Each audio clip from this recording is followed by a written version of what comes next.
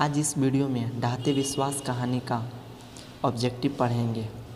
इसके पहले वाला वीडियो में दही वाली मगमा पढ़े थे, तो उसको देखना चाहते हैं तो प्लेलिस्ट में जाके देख सकते हैं।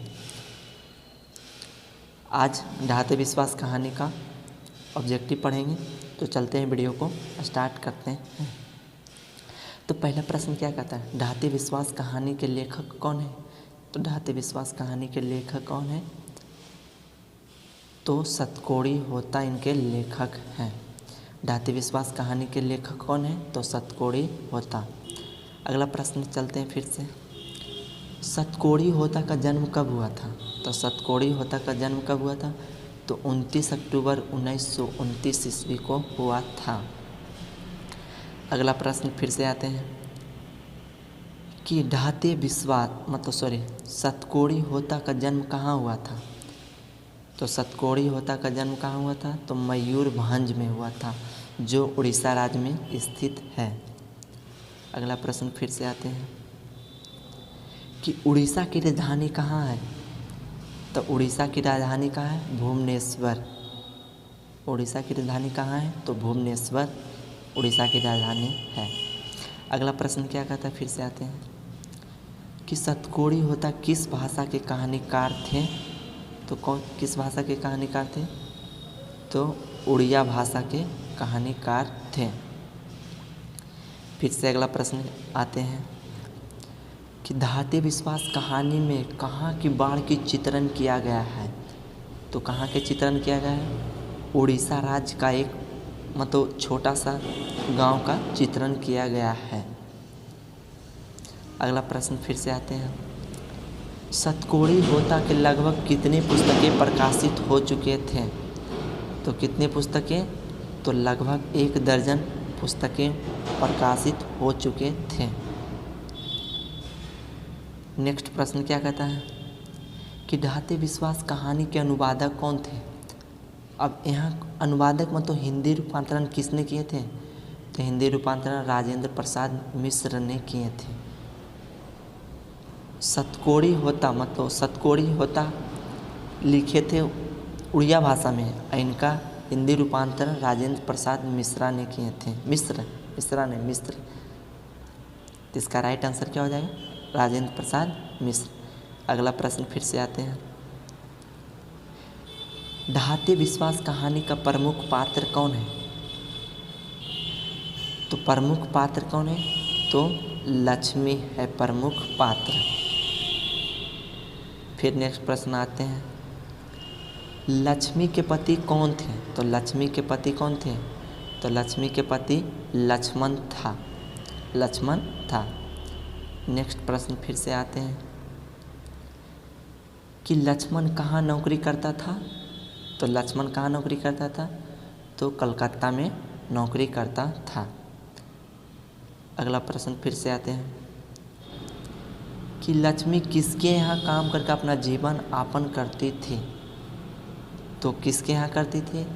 तो तहसीलदार साहब के यहाँ काम करके अपना जीवन यापन करती थी। अगला प्रश्न फिर से आते हैं कि लक्ष्मी के गांव किस नदी के किनारे स्थित था? तो किस नदी के किनारे था?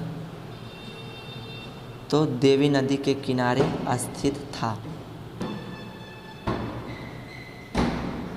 अगला प्रश्न क्या कहता है फिर कि देवी नदी पर कौन सा बांध बनवाया गया था? तो डलई बांध। कौन सा? डलई बांध बनवाया गया था। फिर से आते हैं कि कटक से कौन पढ़ाकू लड़का आया था? तो कटक से कौन पढ़ाकू लड़का आया था? तो गुणनिधि आया था पढ़ाकू लड़का कटक से पढ़ के अपना गांव। अगला प्रश्न क्या कहता है, कटक किस नदी के किनारे स्थित है?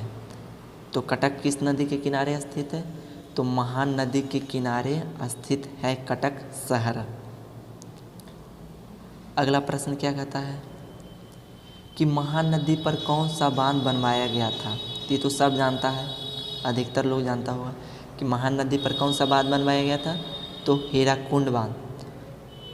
थोड़ा इसको एक चीज़ आप बताते हैं इसमें क्वेश्चन हीराकुंड बांध बनवाया गया था, विश्व का सबसे ऊंचा बांध है जिसका ऊंचाई 225 मीटर है।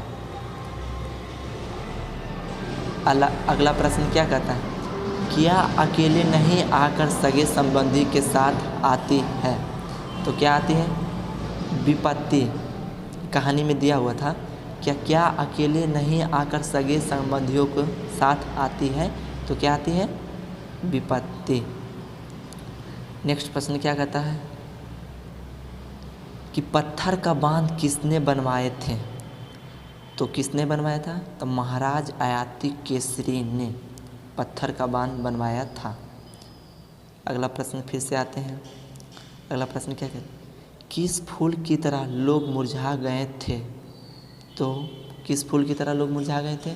तो तुरई के फूल की तरह लोग मुरझा गए थे। ये टोटल कहानी में ऑब्जेक्टिव है, इसको थोड़ा अच्छा से पढ़ लीजिएगा। टोटल बुक से निकाले हैं क्वेश्चन को एकदम एक एक करके। अगला प्रश्न फिर से आते हैं, क्या हीराकुंड बांध कहाँ स्थित है? तो हीराकुंड बांध कहाँ स्थित है? सब जानता है उड़ीसा में, मगर उड़ीसा में कहाँ स्थित नहीं जानता है। तो कहाँ है? संबलपुर में, जो कटक में स्थित है। संबलपुर कटक में स्थित है। अगला प्रश्न फिर से आते हैं कि गुणनिधि किस दल का गठन किया था? तो किस दल का गठन किया था? तो स्वेच्छासेवक दल का गठन किया था। कौन सा दल का? तो स्वेच्छासेवक दल का गठन किया था गुणनिधि ने। अगला प्रश्न फिर से आते हैं कि लक्ष्मी का बड़े पुत्र का नाम क्या था? तो बड़े पुत्र का नाम क्या था? अच्युत नाम था। उसका बड़ा पुत्र का नाम क्या था लक्ष्मी के? तो अच्युत। अगला प्रश्न क्या कहता है, नदी के साथ किसका इतिहास लिखा गया था? तो किसका इतिहास लिखा गया था? तो गांव का इतिहास लिखा गया था नदी के साथ। अगला प्रश्न फिर से आते हैं कि सुबह तक पानी कहाँ पहुँच जाएगा?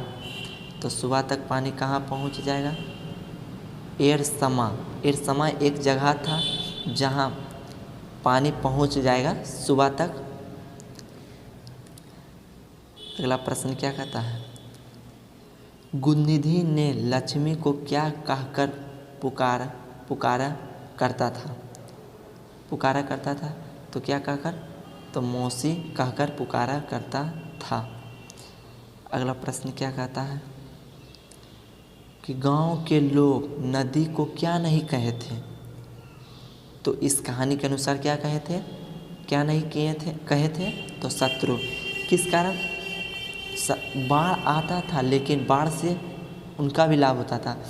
किस कारण? बरसात के मौसम में ही बाढ़ आएगा, एनी टाइम तो नहीं आएगा हमेशा, मतलब 12 महीना तक तो बाढ़ नहीं आएगा। तो इससे फसल होती थी, इसीलिए गांव के लोग नदी को अभी तक शत्रु नहीं कहे थे। अगला प्रश्न क्या कहता है कि घर के चबूतरे पर बैठने से क्या दिखता था? तो क्या दिखता था? तो नदी का बांध दिखता था। नदी का बांध दिखता था घर के चबूतरे पर बैठने से। तो किसके घर के चबूतरे से? तो लक्ष्मी के घर के चबूतरे से बैठने से पूरा गांव दिखती थी। अगला प्रश्न क्या कहता है, पानी में रहकर किससे बैर रखना असंभव है? तो किससे?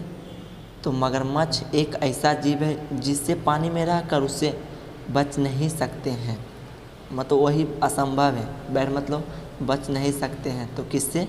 तो मगरमच्छ से। अगला प्रश्न क्या कहता है, लोग हाथते हुए कहाँ भागने लगे थे? तो कहाँ भाग रहे थे? तो ऊंचे टीले की ओर, क्योंकि जब बांध टूट गया था तो पूरा गांव में पानी भर गया, तो ऊंचे जगह पर जा रहा था, तो ऊंचा टीले की ओर जा रहा था। अगला प्रश्न फिर से आते हैं कि ऊंचे टीले पर किस देवी का मंदिर था? तो किस देवी का मंदिर था? तो माँ चंडेश्वरी का मंदिर था ऊंचे टीले पर। अगला प्रश्न क्या कहता है,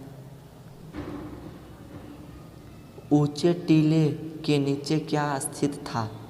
तो ऊंचे टीले के नीचे क्या स्थित था, तो स्कूल स्थित था नीचे में।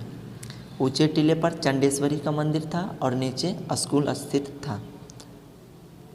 अगला प्रश्न क्या कहता है कि ऊंचे टीले पर किस महीने में मेला लगती थी। तो किस महीने में मेला लगती थी, तो चैत के महीने में वहाँ मेला लगती थी। अगला प्रश्न क्या कहता है कि महोदधि का शाब्दिक अर्थ क्या होता है। तो महोदधि का शाब्दिक अर्थ क्या होता है, तो इसका अर्थ क्या होता है, महासागर। महोदधि का शाब्दिक अर्थ क्या होता है,